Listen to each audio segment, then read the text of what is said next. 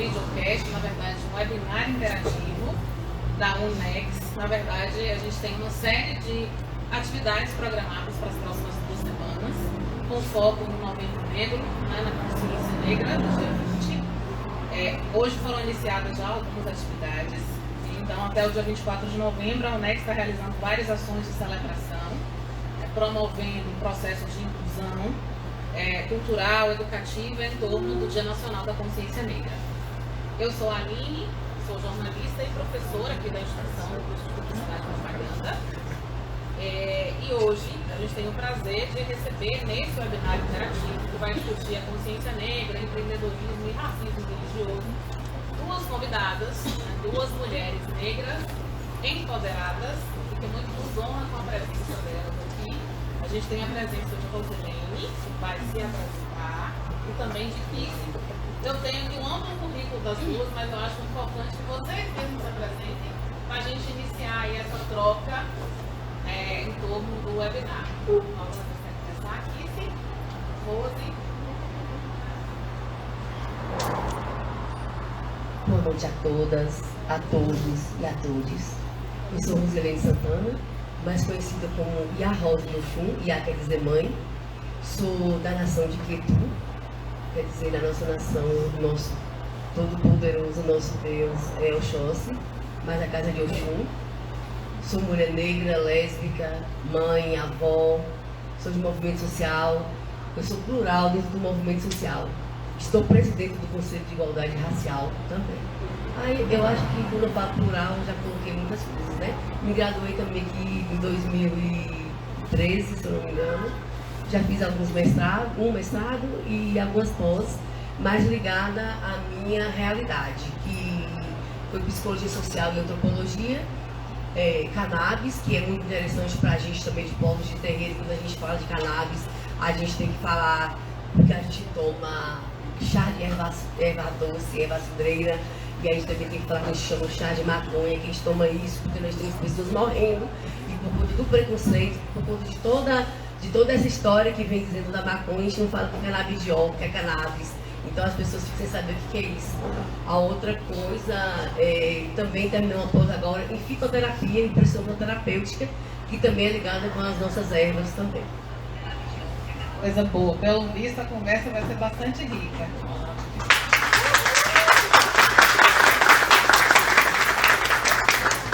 Agora eu queria que Kissy se apresentasse também, essa gente inicial o diálogo. Boa noite, gente. Então eu sou a Kissy, né, tenho 33 anos, sou daqui de Vitória da Conquista, sou mãe do Francisco, sou casada, sou uma mulher negra que não tenho a vivência da mãe Rose, mas eu me considero uma mulher negra em construção. Porque não é porque a gente nasce negro que a gente é. A gente se torna, é uma construção. E eu considero o meu processo muito recente, 6, 7 anos. Foi quando esse propósito de me reconhecer enquanto mulher negra, de afirmar a minha identidade negra, chegou forte na minha vida. E é um processo contínuo, né? Não acaba. Não sei dizer quando começou, mas eu sei dizer que não acaba, né? A gente abre essas portas de dentro para fora, e uma vez que a gente abre essas portas, elas vão levando a gente a caminhos, a pessoas, a outras portas, a mais caminhos, a mais pessoas, e a gente vai crescendo, vai evoluindo, vai se construindo dentro da nossa realidade, dentro da nossa sociedade, vai se afirmando, se posicionando.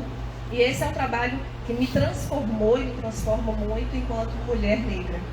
Profissionalmente falando, eu sou farmacêutica, tenho 10 anos de formação, trabalhei já em muitos lugares, atualmente trabalho com a logística farmacêutica, que é a minha especialização, e tenho uma trajetória profissional que também hoje perpassa por essa transformação enquanto mulher negra, né? De estar dentro do meio corporativo e hoje me perceber enquanto mulher negra nesse espaço, e a importância desta presença ali, e também todas as coisas que eu sofri durante esses 10 anos, que talvez naquele momento não era tão claro para mim, e hoje eu já reconheço essas questões de racismo, de misoginia e todas as outras nuances que envolvem ser mulher e ser mulher negra.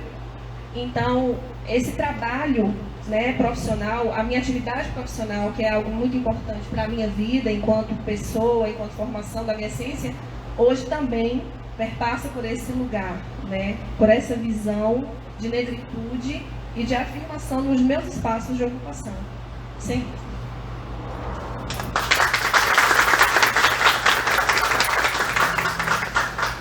Que sua fala me fez mudar um pouquinho o roteiro e começar por uma outra vertente.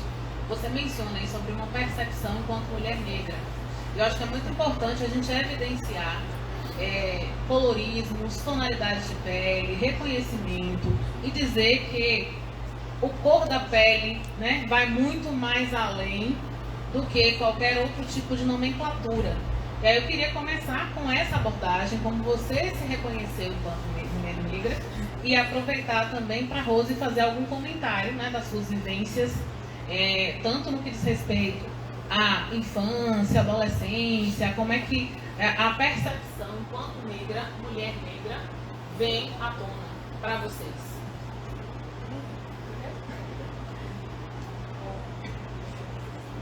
Bom, na minha questão, né, eu sou uma mulher negra de pele parda. Né, eu sou filha de uma mãe branca e um pai negro retido. Então, obviamente, que o assunto racismo, ele sempre existiu dentro da minha casa pelos atravessamentos enfrentados pelo meu pai. Então, não era um assunto velado, não havia essa cegueira racial dentro da minha casa. Mas a gente viveu, eu falo a gente, né, porque eu tenho um irmão, dentro de muitos privilégios, né, principalmente pelo fator classe. Então, eu acredito que eu fiquei muito tempo dentro dessa bolha, desses privilégios todos que o fator classe me ofertava. Então, eu não fui uma menina pobre, eu não fui uma menina que veio de uma família desestruturada. Então, talvez, naquele momento da minha vida, da minha infância, da minha adolescência, eu não tinha consciência da problemática, porque eu não me deixava ser afetada por ela, pelo racismo, por esses enfrentamentos, porque eu não precisava fazer isso, né? Quando eu passei a ir para o mundo do mercado de trabalho, aí sim, né, eu furei a bolha. E quando eu furei a bolha, eu fui desafiada, muitas vezes, pela cor da minha pele e por ser mulher. O colorismo, como você traz, ele é esse traço do racismo que nos segrega enquanto população negra e que ele existe, né? Ele existe. E isso gera uma segregação dentro da população negra, dentro do movimento, dentro das lutas, das políticas, porque, de fato, ele é violento, tanto quanto o racismo. Então, quando eu entrei no mercado de trabalho, a primeira coisa que aconteceu comigo, eu era muito objetificada. Eu era mulata, bonita, educada, que tinha um quadril largo, que era da cor do pecado. Então, tudo isso eu enfrentava e ouvia muito. E naquele momento eu passei a ver aquilo com estranhamento, que é o que deve ser. Não são falas que a gente deve naturalizar, porque elas têm um embasamento social extremamente cruel. Mas foi naquele momento que eu comecei a ser objetificada e não era vista como profissional, que eu comecei a me atentar para muitas questões do meu posicionamento enquanto mulher negra e comecei a buscar. Então foi aí que eu comecei a mergulhar profundamente nessas questões, nessas problemáticas, no meu reconhecimento enquanto mulher negra, do meu papel enquanto pertencendo. Fui reforçar a minha identidade, as minhas questões, as minhas subjetividades, para mostrar para as pessoas que eu era além daquilo. Então é engraçado, porque você começa um enfrentamento pessoal para tentar se provar o tempo inteiro que você não é só aquilo, que você precisa de respeito, que você é competente, que você é capaz, que você merece respeito, e você passa a exigir isso e a se posicionar assim, e é cansativo, muito cansativo, mas era necessário. Até chega um ponto que você respira um pouco. Mas até esse ponto chegar é um trabalho. Então o mundo corporativo não é bolinho não.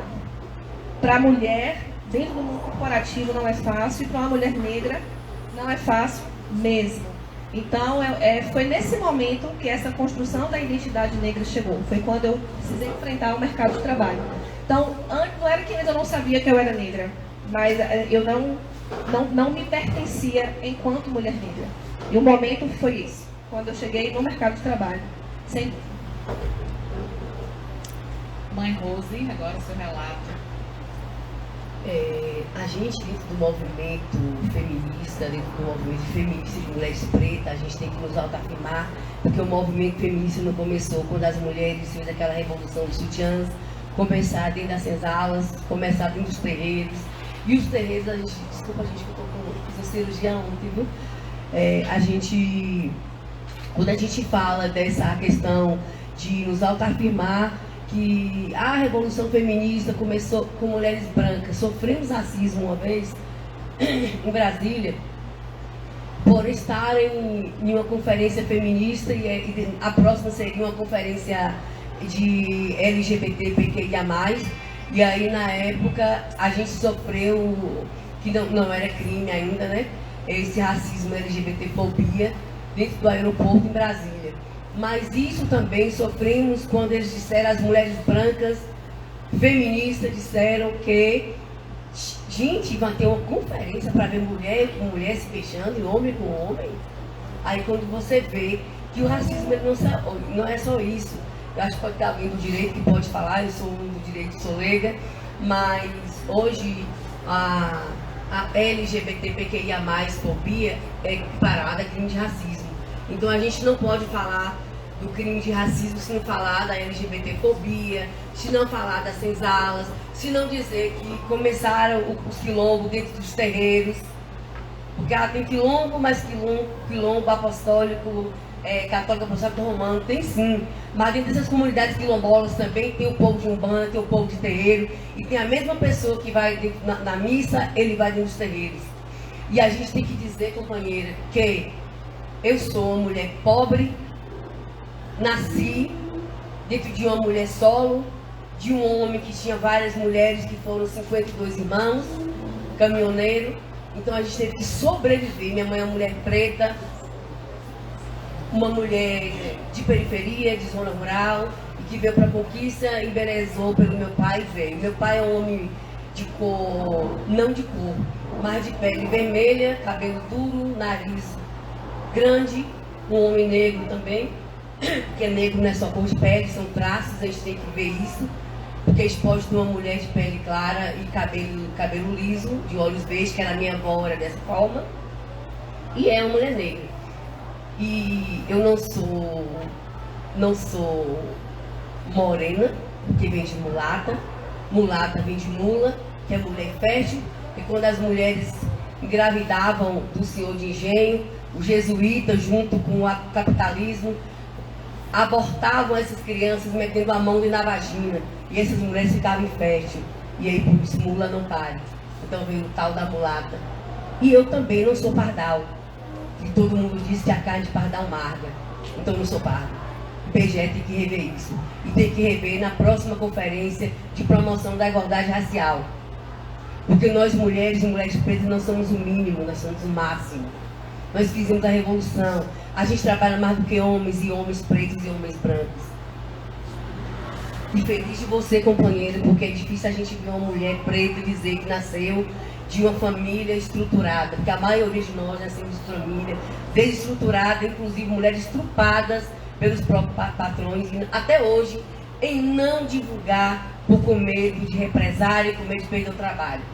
Aí vem também a violência doméstica, que também faz parte desse racismo institucional de nosso povo, que também não tem coragem de denunciar. Aí vem o racismo religioso, que é outro enfrentamento que a gente vem. Aí já vem da minha parte como mulher lésbica, negra, quilombola e de terreiro. E aí como é que fica essa sociedade machista, sexista, homofóbica e de todos os tipos de preconceitos e diversidades. Então, quando a gente fala, eu vejo que eu fico feliz que quando eu entrei na universidade só tinha 2 pretos, eu e mais um colega. Todo mundo se dizia branco.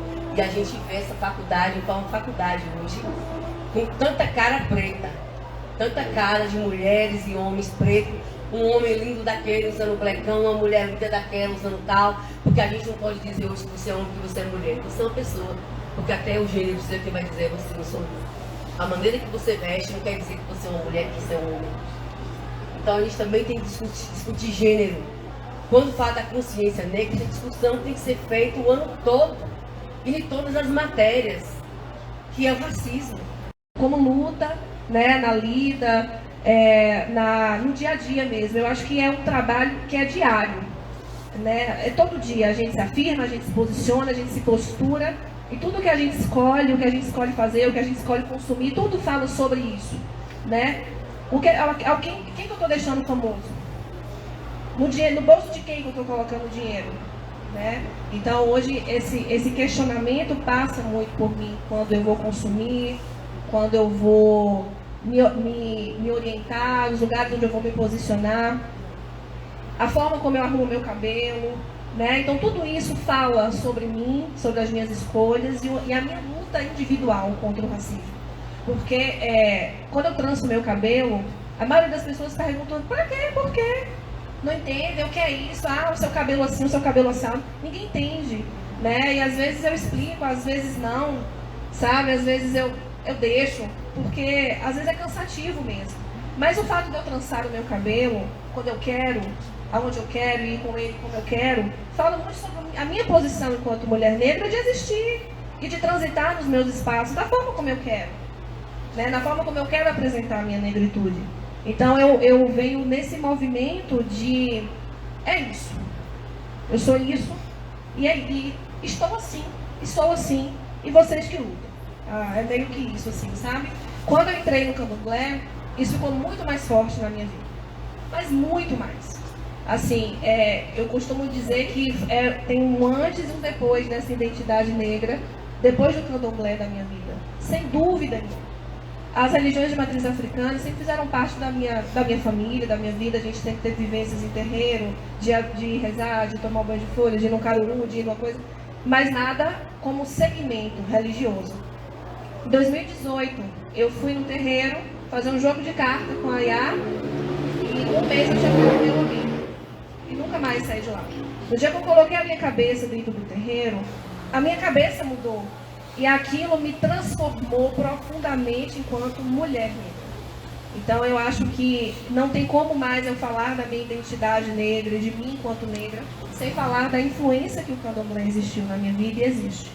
Então já são 5 anos que eu estou lá e são 5 anos cuidando desse lado espiritual, desse lugar sagrado para mim. Porque além de todas as questões espirituais que envolvem o terreiro é um lugar social, o terreiro é um lugar de aquilombamento, o terreiro é um lugar de sabedoria, de ancestralidade, de afirmação de negritude, de conhecimento filosófico, de intelectualidade, de cultura, de produção cultural, produção intelectual. Olha aqui, é uma mestre, a gente tem babalorixás dando aulas em universidades, doutores em linguística, escritores, então é lugar de fomento intelectual negro. Então o terreiro está muito para além do que está no imaginário, do que é mostrado nas novelas, do que aparece na rede social. Terreiro é lugar sagrado de ancestralidade negra profunda. Então estar num lugar desse, sem dúvida nenhuma, já é um grande enfrentamento contra o racismo. Porque a tentativa de apagamento das religiões de matriz africana é desde a escravização, né? Então eu sempre falo, que um terreiro que está aberto é resistência negra, porque a tentativa é de que tivesse mais nenhum. Que não existisse mais nenhum. Um terreiro que está aberto, ele é, por si só, um grande espaço de resistência negra. Então, só de você estar ali dentro, você está lutando, né? Fazendo aquele lugar existir e reexistir a tentativas várias de genocídio, do apagamento da história negra do nosso país. Então, quando eu entrei no terreiro, o terreiro entrou em mim e me transformou mesmo e alavancou a minha busca pela minha identidade negra. E quando eu olhei para aquele lugar, eu falei, é aqui, é o meu lugar sagrado na terra, porque ele me representa de tal forma que não tem como. Mas eu não sei daqui, né? E assim foi, e assim é, e assim será. Com certeza. Axé. É bom quando você fala, né, que depois que você entrou dentro do terreiro, as coisas mudaram. O terreiro, gente, às vezes tem pessoas que vão me procurar para conversar, porque a gente faz um trabalho social desde há mais de 30 anos. Eu já era de terreiro, mas não era da Nação de Queiro, eu era de Umbanda. Aqui dentro de Vitória da Conquista, a Umbanda é bem presente dentro da nossa dessa região, na verdade, sudoeste, né? Então o candomblé, ele é novo. O candomblé que conquista, ele tem uns 50 e poucos anos. Então ele é muito jovem, né? Mas o espaço de terreiro, a gente hoje, dentro do movimento de terreiro, a gente não fala mais religião de matriz africana, porque quando a gente fala religião de matriz africana, a gente não abrange a Umbanda. Então a gente quer colocar a Umbanda, a gente quer colocar a Jurema como espaço territorial. Porque quando você bota, quando eu mudei para Boa Vista, não tinha nada, só tinha mato. Então eu que cheguei com o terreiro. Hoje a gente tem igreja católica, tem a Irmã Dulce, tem igrejas pequenas também, neopentecostal, igrejas, prefiro nem dizer os nomes, né? Que a maioria estão ali para entrar, para arrebentar como fizer dentro do meu terreiro, me agrediu fisicamente, verbalmente. Há 15 dias atrás roubaram nosso bagião na porta de casa, e a gente vai para a porta da delegacia, a gente vai para o Ministério Público. A gente tem uma filha de Oiá, que é a doutora Lívia Vaz, que é do Ministério Público, que é parceira. Nós temos outras filhas também de Xangô, que é a doutora Ana Cristina, que é da Civil, que é da Corregedoria Geral do Estado da Bahia. Então, isso é bom que a gente tenha essas pessoas. Mas nós sempre tivemos o doutor ali, o político ali dentro. Nós sempre tivemos, mas não que assumisse eu sou do terreiro e eu bato no peito. Porque quando você, o povo racista diz lá, o povo preto não tem união, temos. Que a capoeira luta de um lado, o terreiro está lutando de outro, o quilombo também. Porque muitas das vezes nós não podemos estar no mesmo espaço, mas nós estamos em espaço de sintonia espiritual. Então dentro do terreiro não é só um lugar religioso, ele é político, ele é cultural, ele fala línguas diferentes. Eu não posso falar a língua bantu, eu não posso falar a língua do jeje, porque eu não sou de jeje. A gente não tem só orixá, tem quice, bundunce, entidades, e ainda adotamos a ancestralidade dos nossos povos originários, que são os caboclos. Adotamos também que é outro crime de racismo que nós sofremos e o nosso povo sofre, que é falar sobre a comunidade cigana, e que é muito presente aqui no Alto da Boa Vista e aqui para o seu escola de base, que ninguém vai lá procurar, inclusive a coordenação de igualdade racial do município. Eu estou te falando de mim também como presidente do Conselho de Igualdade Racial. A gente só lembra desse povo que nós estamos aqui. Morei, inclusive, próximo a umas pessoas que no meu primeiro Caruru, eles todos estavam lá. E eles têm a cultura de não comer naquele espaço, de levar. Isso tem que ter respeitado. Porque todo o povo de comunidade tradicional, ele come e ainda leva. Então a gente faz não só pra gente. A gente vende para todo mundo e a comida rende, viu? E aí quando a gente fala desse espaço mesmo de terreiro, foi esse espaço de terreiro que matou muito a fome do nosso povo. Porque é a única religião que não faz festival, que não vende comida. E a gente faz para comer, para doar e também para dar comida à terra, porque a gente não joga fora de qualquer forma. A gente coloca também para adubo para nossas plantas. Inclusive a gente tem uma planta chamada Iroco, que é um dos nossos ancestrais da família Gi, e tudo que a gente come, que sobra, a gente coloca ali nos pés dele. Então quando a gente fala desse espaço de terreiro, não é só um espaço sagrado de terra, é um espaço sagrado como um espaço todo. Você é doutora lá fora. E do terreiro você é abiã, você já tem nome, viu? Ainda tem isso, a gente não coloca apelido dentro do terreiro. Você já chega lá com um visitante, tomou o obi, já é uma abiã, fez um bori, continua abiã, se iniciou, continua Iaó, Equé, Jogã e assim por diante, já tem nome. Meu nome do candomblé quer dizer Omim, meu nome é Omim Jaré. Quer dizer, águas que faz favores. Eu sou filha de Oxum. E Oxum também é uma mulher de resistência. E também é uma Iabá. Iabá quer dizer mulher. É uma Iabá feminista. Aí depois eu vou contar a história de Oxum. Com os oborós, que é com os orixás. O que foi que ela fez. E até ela chegar nessa resistência e chamar essa mulher para as reuniões também, que só tinha homem. Então é isso, quando a gente fala... E a gente, eu acho que fica para próximo é que a gente falar dos nossos elementos sagrados dentro do terreiro. E também dentro das nossas comunidades. Que aí vem o acarajé, aí vem o abará, aí vem o amalá. E muitos desses nomes foram mudados. Que é mais o racismo estrutural. Eu ia perguntar exatamente sobre isso. A gente percebe muito preconceito, e a própria palavra diz preconceito, a falta do conhecimento, a falta da busca, o entendimento, que eu entendo que muitas vezes pode ser cansativo para vocês terem que explicar o tempo inteiro, né? Não é uma vez, não é uma pergunta minha aqui, é diariamente, é para todo mundo. Imagino que é a sua roupa, por que você usa essa roupa? O que significa a sua religiosidade? O que significa a sua trança? É uma pergunta de sempre. E isso deve ser, com certeza, muito cansativo. Mas eu queria que vocês falassem um pouquinho sobre essas formas de expressão de vocês e de que maneira que isso contribui para reduzir um pouco esse preconceito, esse racismo, né? A educação perpassa, imagino, né? O que a gente tenta fazer aqui é levar um pouquinho da informação para que as pessoas conheçam. Podem discordar, não concordar. Nas questões relacionadas à religiosidade, a gente vive em um país laico, embora nem sempre haja respeito, né? E, infelizmente, a gente ainda passa pelo desconhecimento, pelo enfrentamento, pela agressão, pela violência. Então, eu queria que vocês falassem um pouquinho sobre os processos de vocês de enfrentamento, né, a essas questões muito violentas mesmo. Não é só a agressão física, não é só o destruir um terreiro, não é só o queimar, mas vai muito além de outras questões, como você bem começou aqui a colocar. Mas eu queria que vocês falassem sobre esses enfrentamentos, sobre o processo educativo.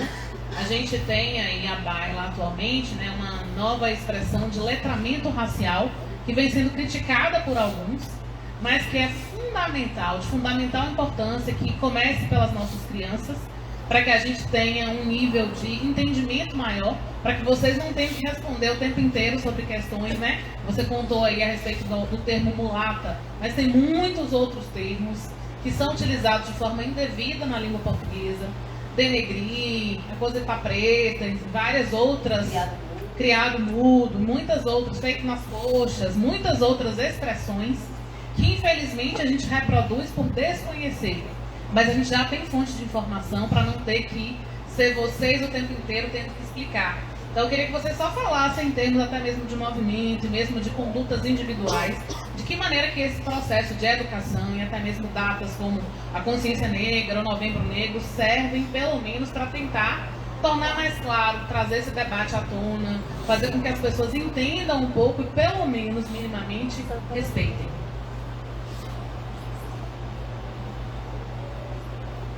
Bom, eu sempre falo assim, a informação está aí, está disponível, né? Em alguns lugares, todo mundo tem um celular, um acesso à internet, né? Um negócio, perde muito tempo na rede social e poderia estar se letrando, aprendendo, estudando. A gente tem uma biografia riquíssima sobre todos esses assuntos, né? A gente tem coleções importantes, intelectuais importantes, produzindo dentro do movimento negro, do feminismo negro. Então, assim, a informação está aí, está disponível, né? A desculpa de que eu não sabia, isso é muito difícil para mim, não cola mais, né? Não convence mais, não cola mais. Então, é uma falta de interesse mesmo, é uma falta de noção, né? Então, é como desse lugar mesmo racista, da gente ter que ficar se explicando, se justificando, como se a gente tivesse obrigação. Ninguém tem obrigação de ficar explicando nada, né? Acho que esse tempo já passou, já foi, já passou, né? Nós estamos vivendo num século da informação, da rapidez da informação. Então, tem falas que não se justificam mais, atitudes que não se justificam mais, a não ser pelo racismo mesmo. Que é nos justificando, as pessoas falarem o que querem, fazerem o que querem, que eu não sabia. Não, é porque você é racista mesmo, e você não tem interesse em deixar de ser. Pronto. né? Então, o meu enfrentamento é, se a pessoa quer de fato uma conversa bacana, uma troca, a gente conversa. Mas se for uma coisa que eu tenho que ficar palestrando, explicando muito, falando coisas que já sabe, eu evito um pouco a fadiga, sabe?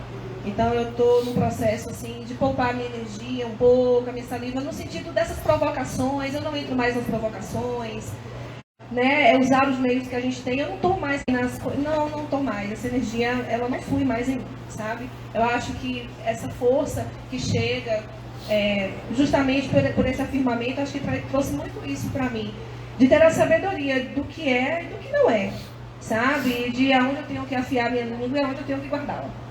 Então, pessoalmente falando, dentro das minhas vivências, dos meus lugares, né, por onde eu transito, minha família, enfim, eu não passo por grandes problemas desses, né, de questionamentos, enfim. Eu acho que as minhas pessoas, vamos dizer assim, elas já compreendem muita coisa, já entendem muita coisa, até porque eu tenho uma família muito mista, então as pessoas também já procuram seus, né, se conhecer os seus lugares, seus movimentos, enfim. Não passo por grandes situações. E também as minhas amizades, também não, assim, eu sou cercada de muita mulher, mas muita mulher estudiosa, muita mulher que busca, muita mulher preta. Então, assim, isso me ajuda muito, né, a não estar mais nesses movimentos tão penosos, desgastantes, de estar ali, né, tentando trazer essas explicações, vamos dizer assim.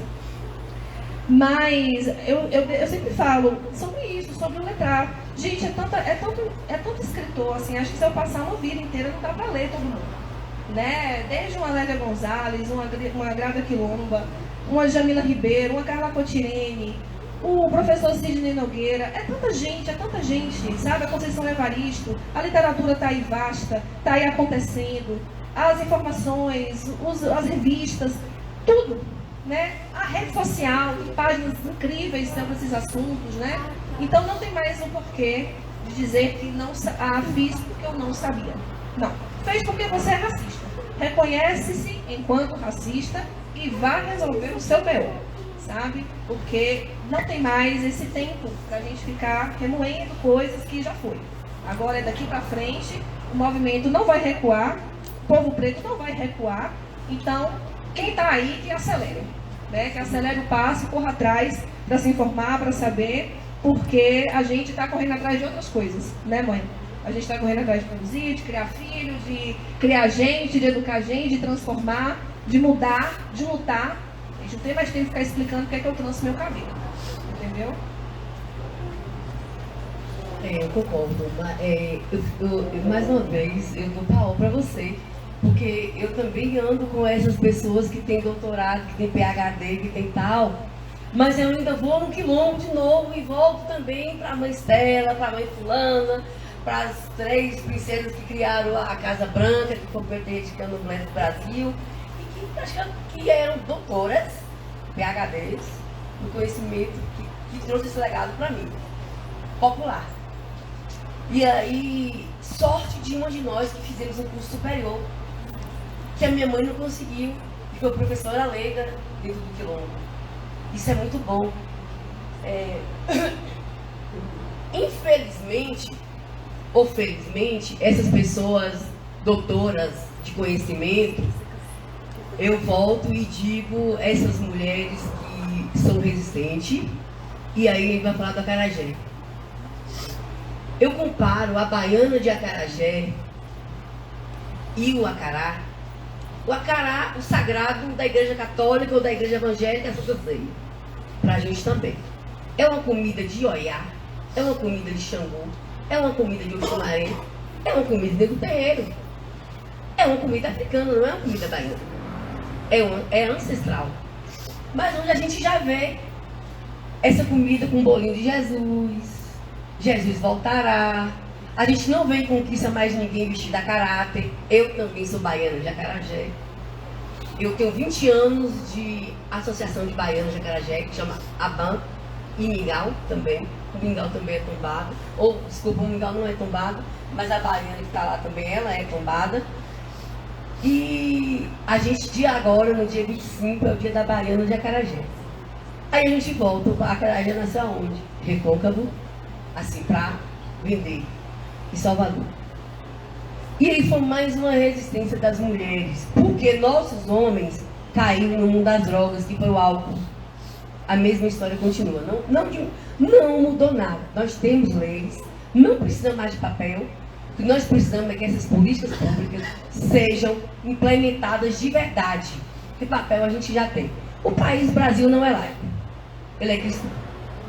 A cor da pele do Brasil é branca. Bota você mulata, morena, e assim, a gente não ouve mais na escola de samba do Rio de Janeiro a mulata. Não ouve mais.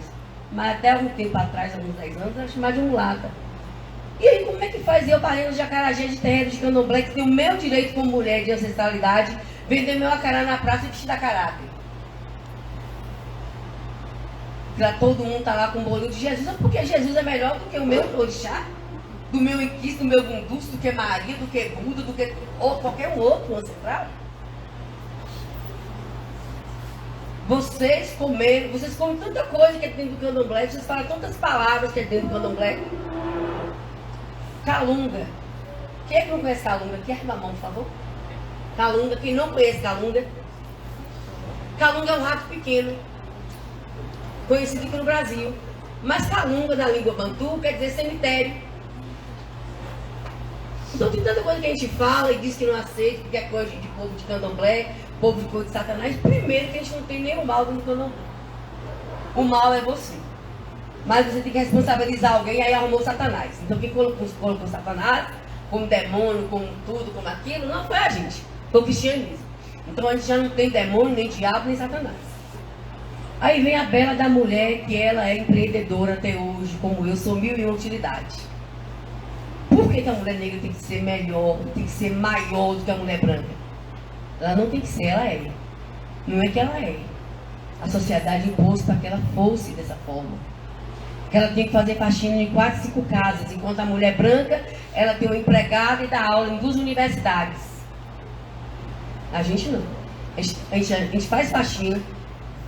Tem uma mulher que faz faxina, 4 faxinas em um dia, para ganhar R$400, ganha bem, adora, feliz, como sua cerveja, e daí? Porque a nossa religiosidade, o nosso povo, a nossa ancestralidade é de alegria.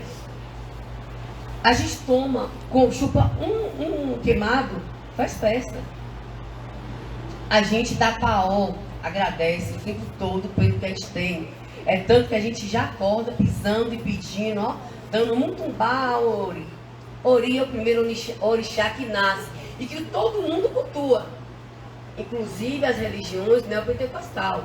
Não sei se alguém conhece como muleira. Que é isso aqui. É o Ori. O Ori, todo mundo nasce com o Ori. Então você já nasce com o seu destino traçado. A gente não muda. Então quando a gente fala disso, aí eu volto de novo pelo acarajé, pelo acarajé, novamente. Então quando veio a segunda escravatura, que foi o 13 de maio, nossas mulheres pretas, pobres, de senzala, ia fazer o quê? Então uma mulher foi no jogo de búzios, que também é um oráculo, mas também é um jogo de matemática. Aí tá nossas doutoras em matemática, do qual eu não sou. E olha que o jogo búzios. E aí diz, o que nós vamos fazer? Com tantas crianças e mulheres passando fome e com a segunda escravatura, porque o povo branco já veio com terra. E a gente não veio, trouxeram a gente. E para ser escravizado. E vieram princesas, príncipes, reis e rainhas. Foi quando a orixá Oiá responde, o acará. Então foi quando nossas mulheres colocaram o tabuleiro, está convidado todas e todos e todes, para quando for a Salvador, entram lá na Cruz Caída, entram lá e vocês vão ver o relato e as nossas vestes e quais são os significados e por que aquelas mulheres no fogareiro fazendo o acará. O acará não é nem feito quente. Então elas faziam em casa, fritavam o acará, botavam o tabuleiro e saíam vendendo. Essas mulheres, eu comparo ela como as mulheres da área de enfermagem, com Florence, que era uma mulher rica, mas não casou porque a profissão de enfermagem na época, que não era nem chamada de enfermagem, era de profissionais do sexo, na verdade prostitutas, mulheres solteiras, divorciadas e viúvas. Então essas mulheres que vendiam acará também no Recôncavo em Salvador, elas não tinham tempo e também não casou. Não casou porque não tinham tempo, foi porque os homens negros não aceitaram não, gente. Mas elas foram abusadas, estrupadas pelo capitão do mato do século XX, século XXI, século XVI e século V por diante, que é a polícia militar. E a gente tem que falar. Eu sou uma pessoa que eu cito nomes. Quando essas mulheres foram vender o acarajé, primeiro só foi o bolinho, o acará. E depois veio, implementou com o vatapá, que é de Ogum, o amalá, que é de Xangô.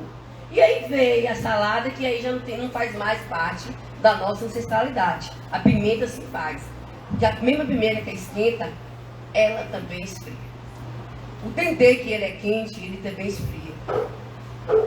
O dendê, ele é curativo, mas se você for na área de saúde, o pessoal vai dizer, primeiro sua dieta, corte o dendê. No Brasil, aqui na Bahia, não temos mais dendê, estamos trazendo do Pará. Justamente por conta que a maioria são comunidades quilombolas e os grandes empreendimentos entraram e aí não temos mais essa tanta roça, né, de mariô. O mariô é o nome da palma do dendê. E que a gente tira 2 azeites, o vermelho e o branco, o de Oxalá e o de Exu. Aí, gente, tem um outro mito das pessoas que vão a Salvador, que a maioria só conhece Bahia como Salvador. Cheguei em Salvador, no Pelourinho, sempre no Pelourinho. E a baiana perguntou, você quer quente ou frio? Eu quero quente. Menina, botaram pimenta que eu quase morri. Isso é mito, isso é história que alguém passa de um para outro. Porque, na verdade, o nome acarajé, acará quer dizer bolo de fogo. O jé quer dizer comer. Acarajé é comer bolo de fogo. O nome é esse. Então já vem os mitos dizendo, mudando toda a nossa ancestralidade. E hoje, como nós somos baianas e somos tombadas, somos patrimônio também hoje, e o acará também, aí mais um roubo dentro da nossa cultura, da nossa ancestralidade, que foi Rio de Janeiro, da mesma forma que fez o samba, dizer que o acará é patrimônio do Rio Carioca. E aí? Até quando a gente vai para esse enfrentamento? Tem que ir mesmo enfrentamento. Minha filha, você é uma mulher negra, solta o cabelo, bote o seu black para frente. Porque se eu não falasse isso com as minhas filhas, até hoje estava escovando. Estava passando maquiagem para ficar com a pele colorida mesmo, com 5 cor não. Eu faço mesmo também para tampar ela, sol, né, queima meio por preto.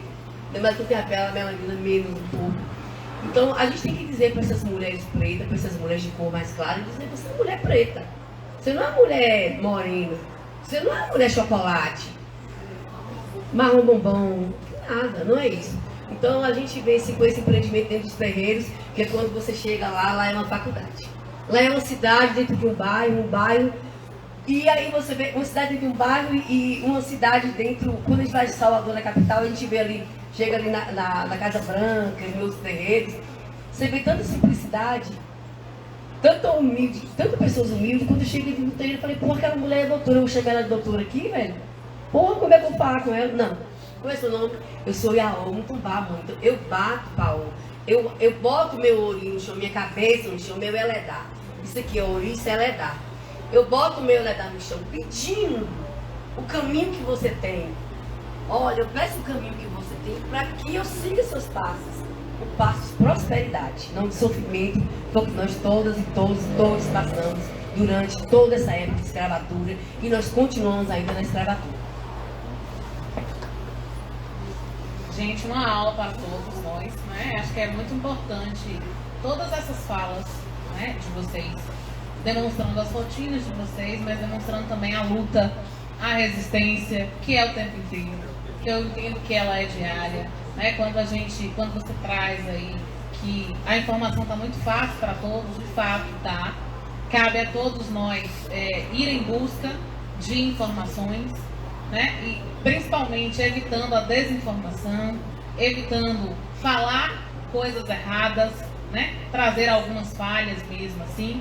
Eu sei que a gente não tem tanto tempo assim, né? Mas eu quero que vocês encerrem as falas de vocês trazendo mesmo mensagens que vocês deixam.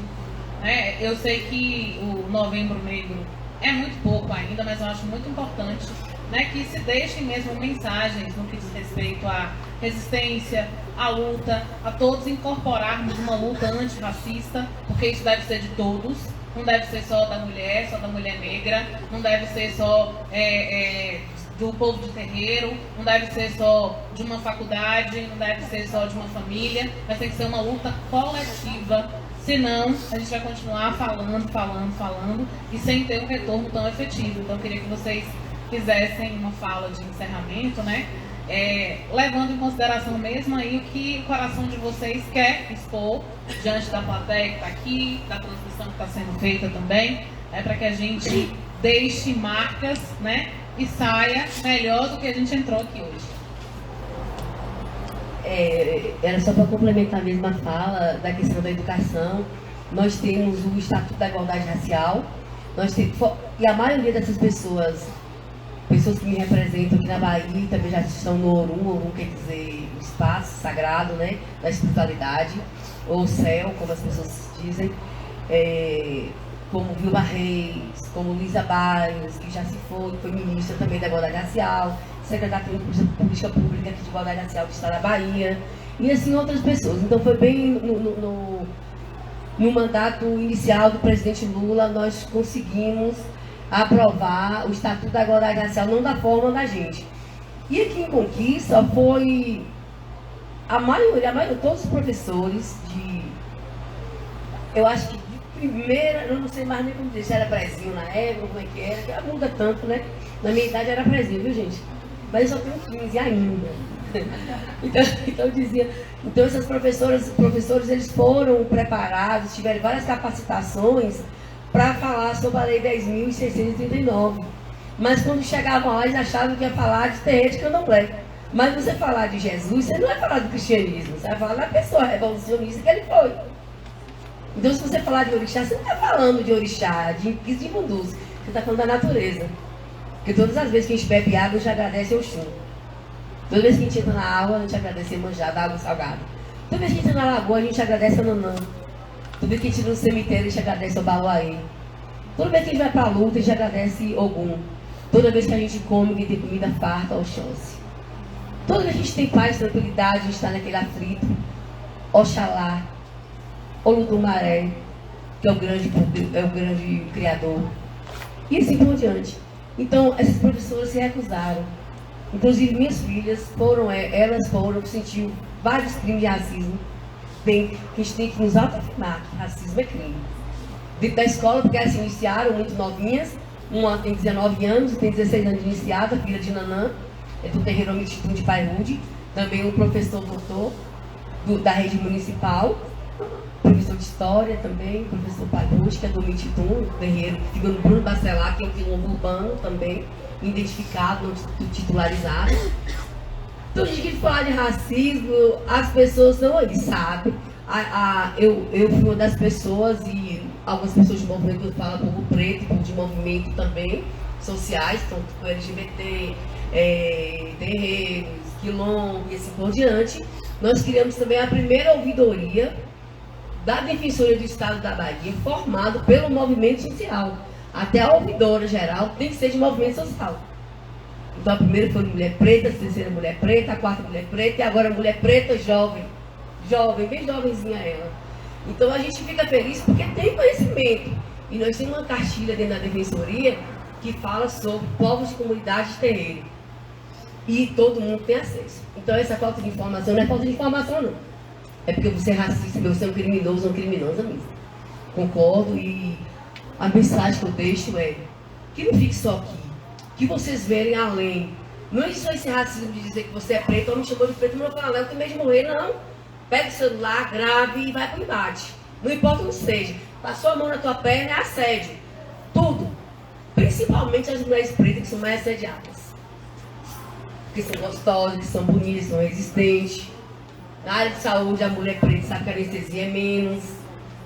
Então a gente, quando for falar, a gente tem que falar de tanta coisa, quando falar de racismo, tem que ser o ano todo. Eu tenho 30 anos na área de saúde, de enfermagem.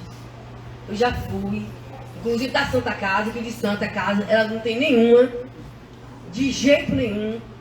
Eu saí da Santa Casa porque eu sou obrigada a colocar rótulo. Hoje eu sou obrigada a colocar rótulo, porque eu sou do movimento social. Então, eu sou lésbica, descobri que eu sou lésbica de terreiro, de quilombo. Aí não é o padrão da Santa Casa, né, gente? Por favor. E eu vou pro embate mesmo. Também não tenho preguiça de trabalhar, meu irmão. Se hoje eu estou aqui, eu vou para outro lugar. Por isso que eu fiz várias formações técnicas, de conhecimento político que a gente tem que ter, porque principalmente nossas mulheres negras, nossos homens pretos, tem que ter conhecimento político e para esse enfrentamento mesmo. E aí está as cotas que ontem saiu uma outra resolução para o presidente Lula afirmando as nossas cotas. E dentro da UES a gente teve que fazer ebó da comida Exu. Ebó da comida é nossa ancestralidade, não é feitiço, é de bruxas, é de outra religiosidade, de povo branco, que não é de povo preto, é europeia. Então não me chamo de bruxa, agora eu sou a bruxa que a Igreja Católica não conseguiu matar.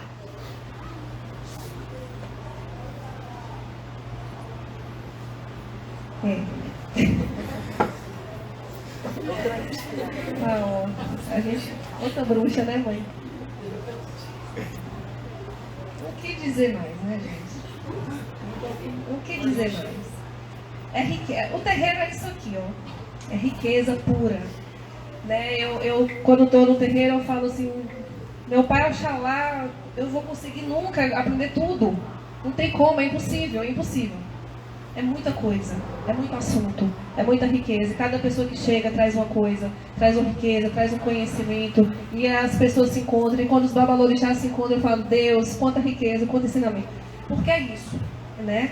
E quando essa questão dos enfrentamentos, da mensagem, é tudo isso que a mãe falou. A gente se posiciona, se reafirma, o conhecimento está aí, né? A luta antirracista, ela tem que partir de todo mundo, né? A gente não tem que ficar nessa posição de estar explicando, todo mundo pode buscar, pode fazer. A mãe estava falando em Salvador, e o meu terreiro é lá em Salvador, de Cajazeiras. Né? O Eliaceu Ogum Aomim.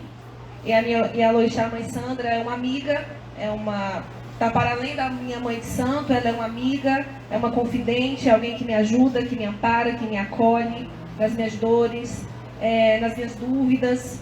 Então é esse lugar de acolhimento, né, de amor, de ajuda, de parceria. Então, acho que a minha mensagem final é essa desmistificação.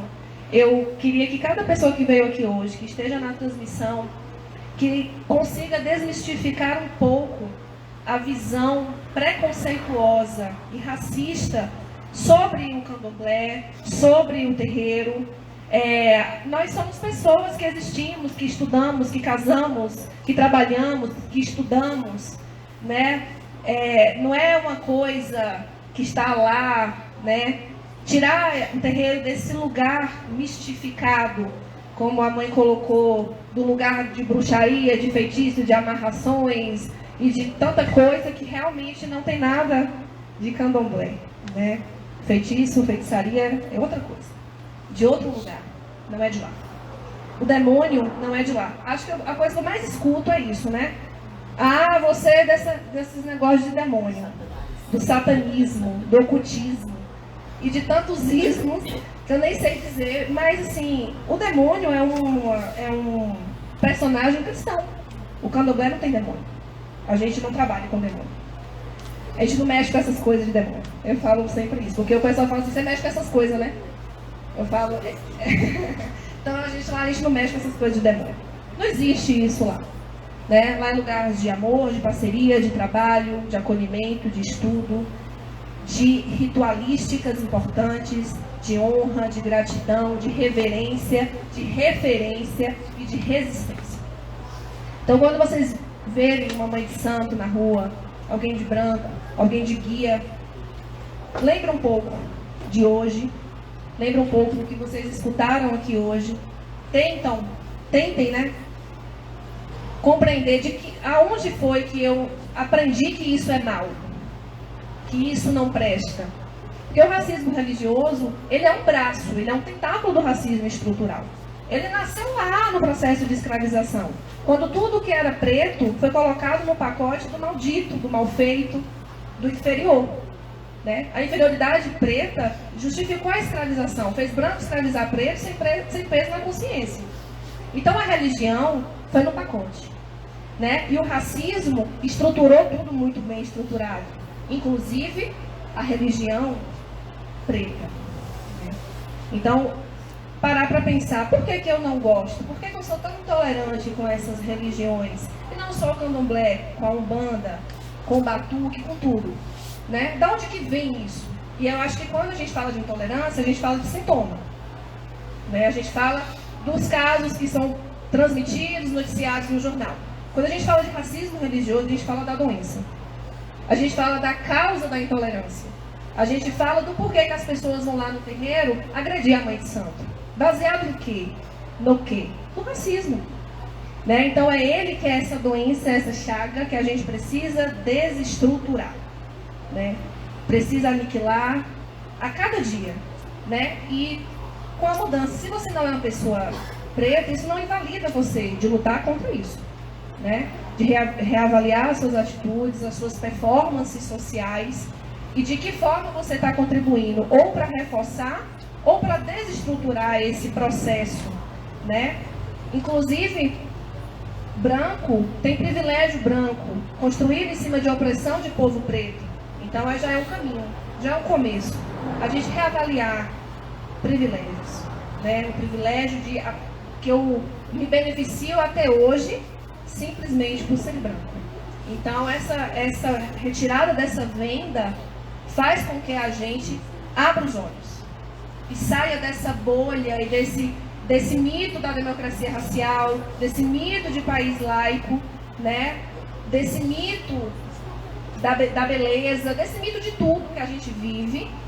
Furem a bolha, né? Vão se informar, vão aprender, porque existe muita coisa para a gente falar. Não dá para falar em uma noite, é impossível.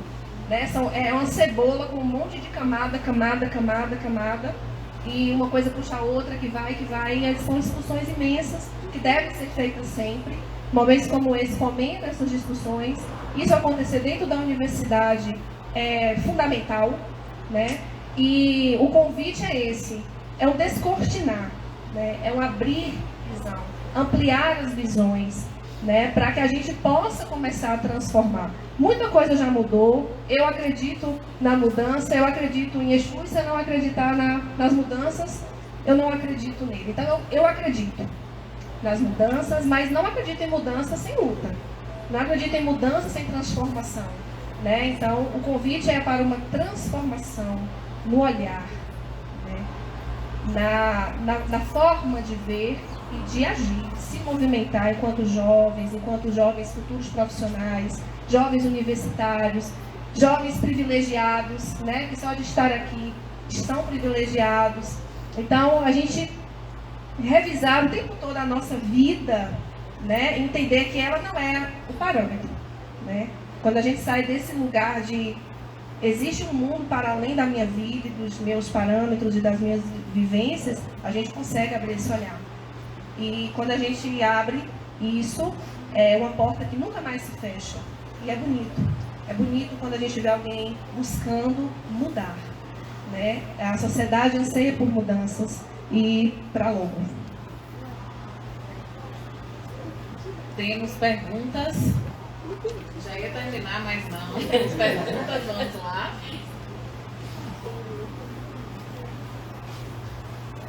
E como foi a sensação de perceber a competitividade feminina no mercado de trabalho com mulheres conservadoras brancas? Uma pergunta de administração. Quando você menciona lá, né, a crueldade do mercado, enfim, no momento que você estoura a sua bolha, enfim, como estamos aqui na perspectiva, né, de enfrentar o mercado de trabalho, é importante mencionar essas questões e acho que emendar com a fala também de mãe Rose, quando fala do empreendedorismo feminino imposto, né, e meio que obrigatório, né, para se cumprir aí as determinações de um mercado capitalista, patriarcal, preconceituoso, enfim.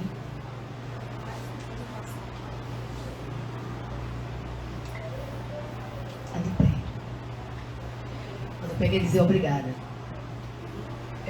Quando a gente fala desse mercado de trabalho com esse público tão jovem, quase vocês não vão ser, quase todo mundo que dá para ser meus filhos, quase netos também. Então, gente, vocês não vão encontrar lá um mar de maravilha que vocês estão estudando aqui, não. Nem na UESB, nem em qualquer universidade, não. Vocês vão enfrentar batalha muito. Aqui só foi mesmo uma entrada de ensino fundamental na minha época, porque uma mulher que fazia fundamental, ela era doutora.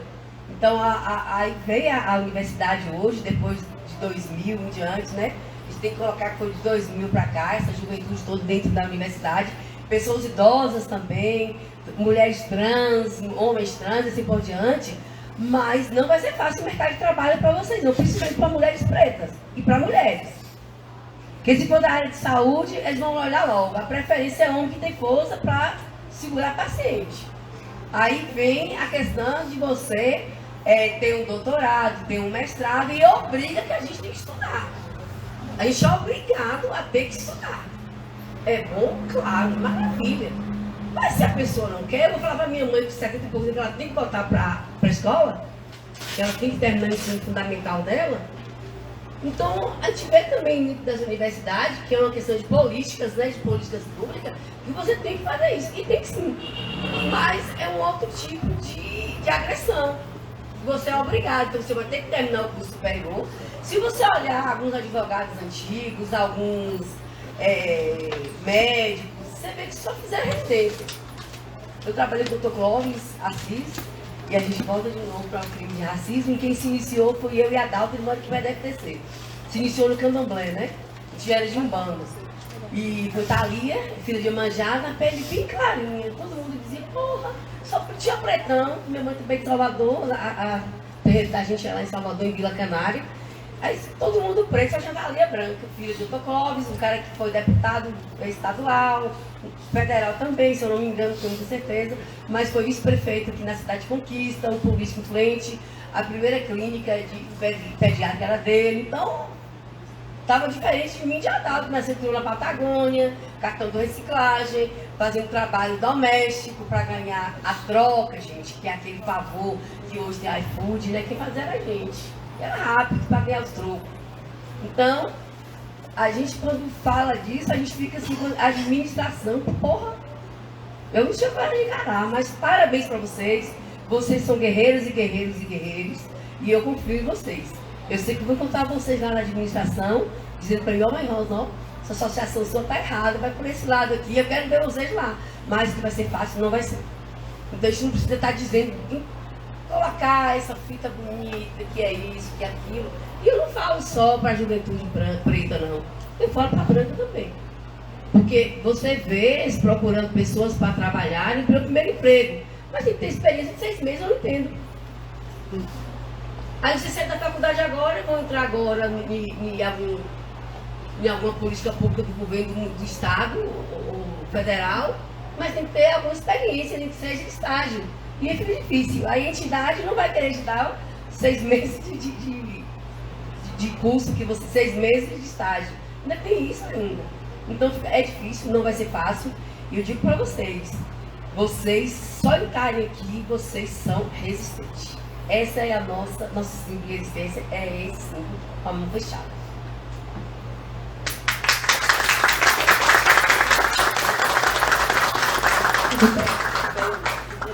É isso. Várias pessoas na minha cabeça, assim. Todas elas brancas.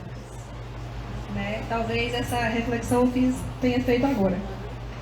Inclusive uma grande pessoa que trabalhava comigo, nós tínhamos o mesmo cargo, no mesmo lugar. Foi uma das pessoas que fez de tudo assim para acabar comigo dentro da empresa. Uma menina branca, bem privilegiada. E de alguma forma ela se sentia melhor que eu. Talvez porque eu fosse mais competente do que ela. E ela queria tudo primeiro e tudo melhor, e ela fazia de tudo para me apagar, para me colocar num lugar que eu não pertencia, para que ela se sobressaísse. Isso aconteceu várias vezes. Essa acho que foi a mais grave, assim, foi extremamente problemático.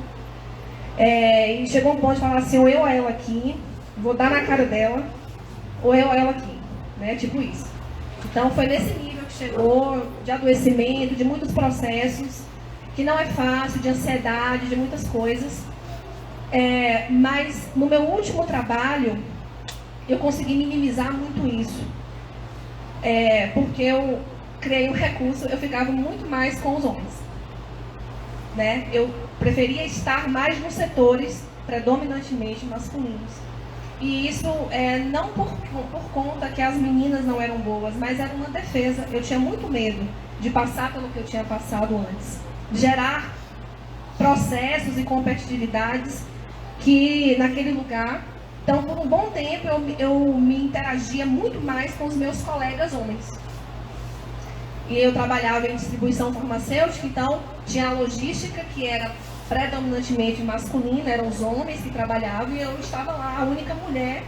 Eu era farmacêutica, eu tinha livre acesso, então eu adorava estar ali, discutindo, conversando com aquelas pessoas, por medo das meninas.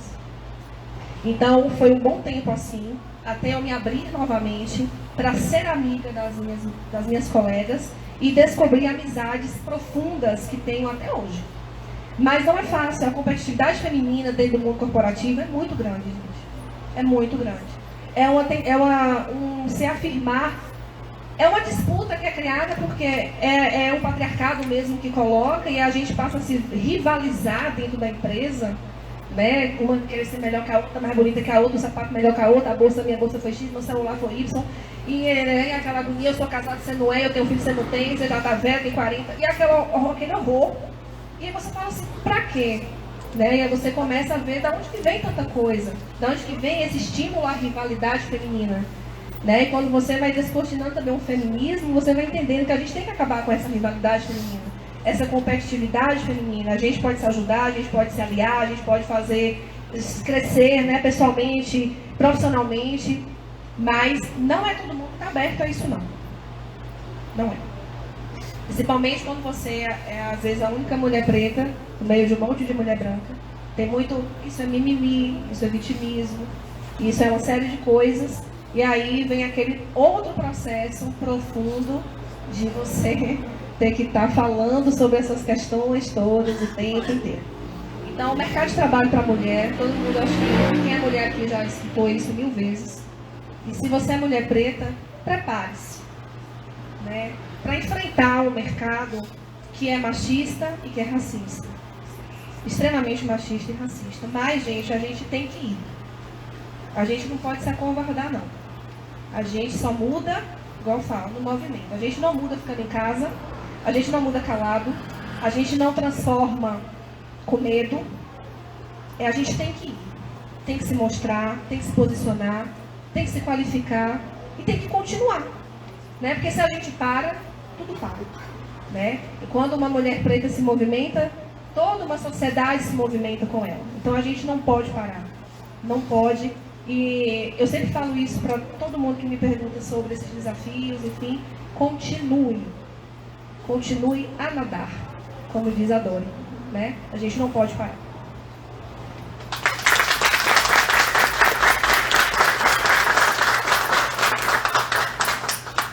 E eu queria agradecer imensamente a presença de todos aqui, de vocês, né? Pela disponibilidade, por fazer esse exercício de mais uma vez falar, mas dessa vez espero que para mudar, para transformar, para ter esse retorno reverberado nas pessoas que aqui estão e quem está acompanhando. Queria convidar Érica e Felipe, que são os analistas que aqui estão, que fizeram um convite a vocês para fazer a entrega de certificado. E agradecer em nome de todos, né, da UNEX, da rede do NFTC, pela participação, presença de vocês, por tornar a nossa noite melhor. Muito obrigada. Eu queria só fazer um agradecimento ao Felipe, que foi muito prestativo, pelo WhatsApp, respondendo nossas dúvidas, dando informações, fez um convite muito amoroso. Eu estou muito emocionada de conhecer a mãe Rose, né? Eu acho que a gente de Candomblé aqui em Conquista esteja um pouco carente, né, de pessoas assim, de conhecer pessoas, como ela fala, né, é muito novo o Candomblé aqui, então a gente acaba não conhecendo muita gente, eu fico meio, como meu terreiro é em Salvador, então os meus movimentos acabam sendo muito lá, e eu fiquei muito feliz de conhecê-la, do movimento, do trabalho dela. Estou profundamente emocionada mesmo, viu? Eu também sou de Oxum, e eu acho que veio isso muito forte. Eu queria deixar isso registrado aqui.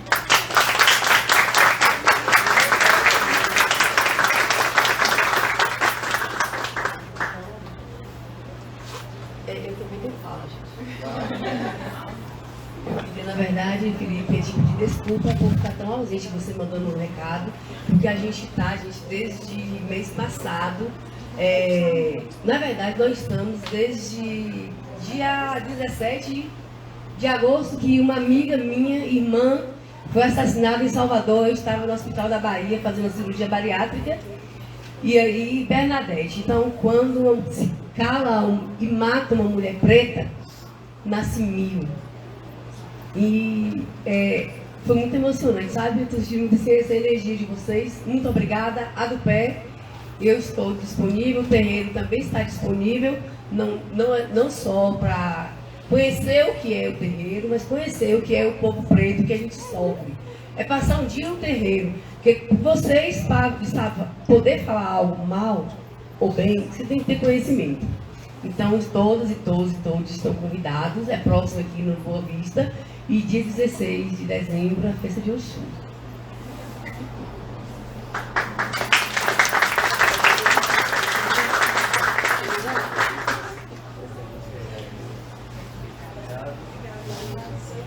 Obrigada, gente.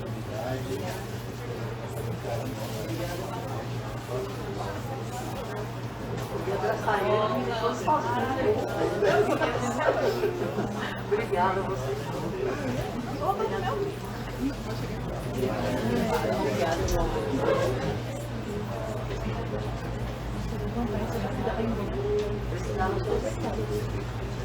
Eu te agradeço, obrigada. Nós estamos curando.